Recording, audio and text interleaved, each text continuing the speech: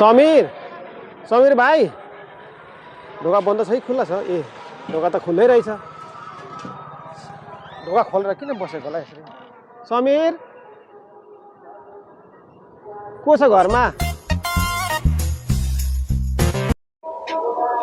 हजुर को पो आउनु भएको रहेछ ए हे काका पो हुनु रहेछ ओहो काका पो आउनु भएको रहेछ ओहो के कामले आउनु भएको रहेछ गुड इभिनिङ काका गुड इभिनिङ अब नानी अब नेपालमा रोजगारीको धेरै कमी छ अब त्यही सिलसिलामा अब नानीहरू केटाकेटीहरू पढाउनै पर्यो घर खर्च पुर्याउनै पर्यो दुःख छ रोजगारीको धेरै कमी छ अब त्यही भएर यसो विदेशी परेको नि हामी जस्तो युवा अब व्यक्तिहरूले के गर्ने नविदेशी पनि नहुने नेपालको मात्रै कमाइले नहुने अब त्यही भएर आएको बाबु एहे काका त बाटोमा उभा छु हिँड्नुहोस् काका भित्रै हिँड्नुहोस् भित्र गएर कुरा गरौँ आराम गर्नु हजुर ठगा लागेर आउनु भएको छ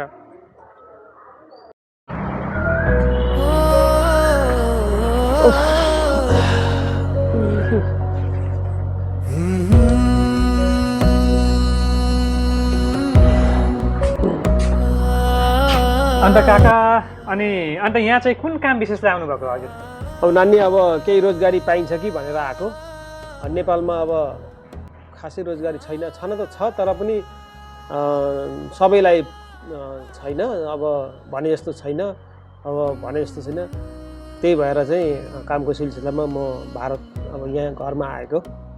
ए हुन्छ त्यसो भए अब हामीहरू अब तपाईँलाई खोजौँला काम अब यता कस्तो काम मिल्छ तपाईँलाई त्यही अनुसारको होइन अब तपाईँको दक्षता अनुसारको काम खोजौँला अब हामी होइन दुईजना मिलेर अब अनि यता पाउनुहुन्छ अब त्यही पनि त्यो पनि आश छ अब के गर्ने हेर नानी नेपालमा अब सरकार परिवर्तन भइरहन्छ अब रोजगारीको हामी जस्तो व्यक्तिहरूलाई रोजगारीको कमी छ अब धेरै युवाहरू हामी जस्तो व्यक्तिहरू चाहिँ विदेशी नै परेको छ अब काम भए त म आउँदिनँ थिएँ अब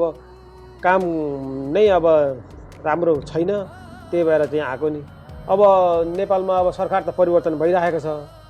अब सरकार परिवर्तन भइरहेछ अब केही गर्छन् कि हेरौँ नयाँ सरकार आएको छ नयाँ सरकारले गर्यो भने त फेरि फर्किने आशमा म फेरि आएको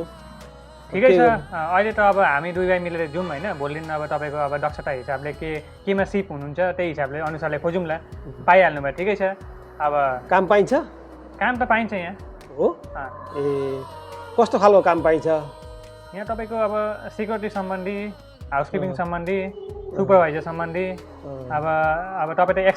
एक्स आर्मी हुनुहुँदो रहेछ नेपाल म नेपालको चाहिँ एक्स आर्मी हो हजुरले त यता अब सुपरभाइजर सम्बन्धी पाउनुहुन्छ मैले मेरो पोस्ट चाहिँ जमदार हो पहिला मैले गरेको हो पहिला चाहिँ मैले अब पश्चिम अब इन्डियामा गएर गरेको थिएँ हजुर म नेपालको जमदार हो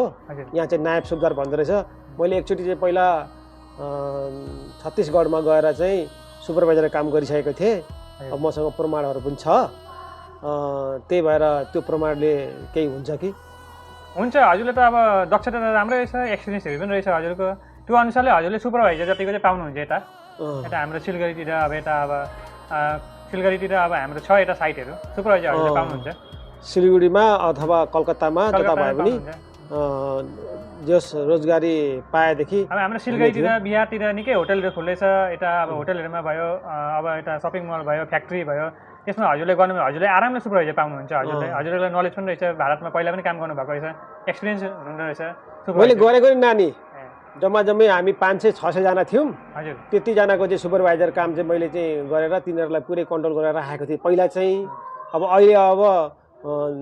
कस्तो छ माहौल अब त्यो बुझ्नु पर्यो होइन अब हेरौँ अब के हुन्छ अब उठाको कहिले हुन्छ अहिले त्यति जेल चाहिँ हजुर यतै नै गर्नु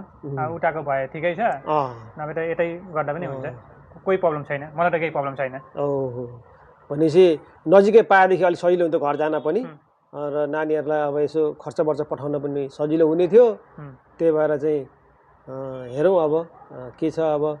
तैँले चिनेको छस् नि तैँले पनि गर्छ साह्रै नि त हुन्छ कोही प्रब्लम छैन त त फिल्ड अफसर अरे हो यहाँको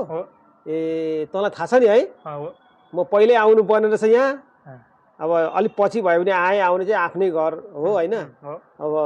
केही छैन त छस् ढुक्क छु म है ठिकै छ मलाई एउटा जागिर मिलाइदे अन्त यसपछि मेरो अब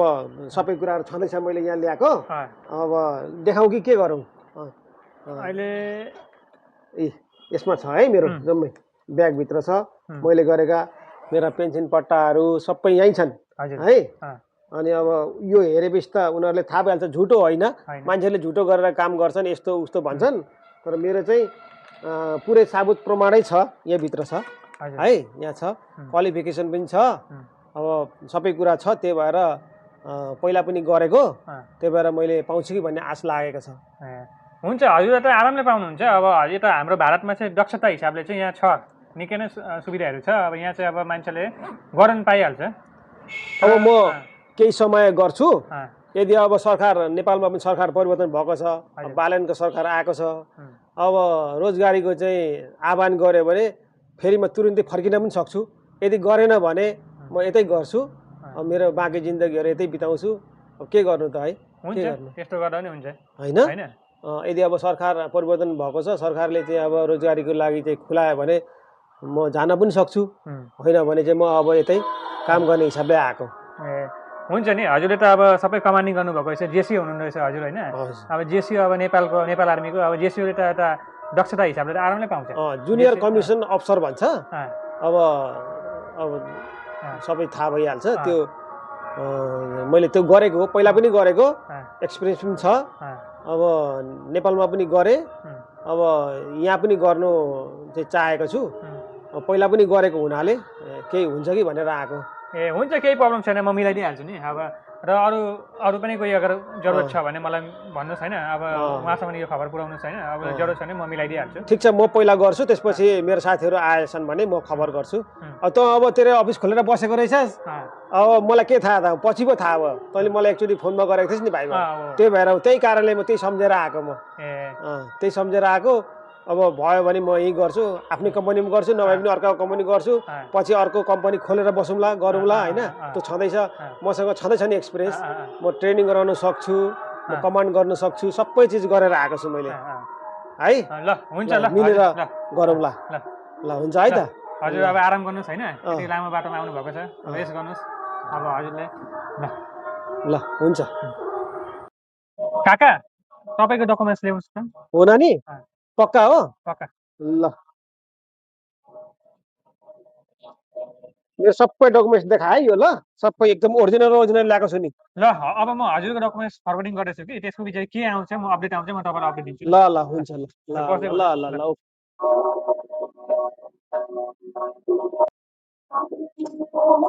काका मैले तपाईँको डकुमेन्ट्स हेरेर फरवर्ड गरेँ होइन गरेर अनि उहाँहरूले तपाईँलाई यो सुपाल भन्ने बिहारमा तपाईँले यो डकुमेन्ट्स हेरेर नि होइन तपाईँलाई त्यहाँ सुपरभाइजरको रेक्रुट गरेको छ हो ल अब हजुरको ड्युटी चाहिँ बुधबारदेखि हुन्छ मलाई हेर्ने नहेरिकनै तपाईँको डकुमेन्ट्स हेरेर चाहिँ उनीहरूले अब र पनि तपाईँले एक साल चाहिँ हेर्छ उनीहरूले होइन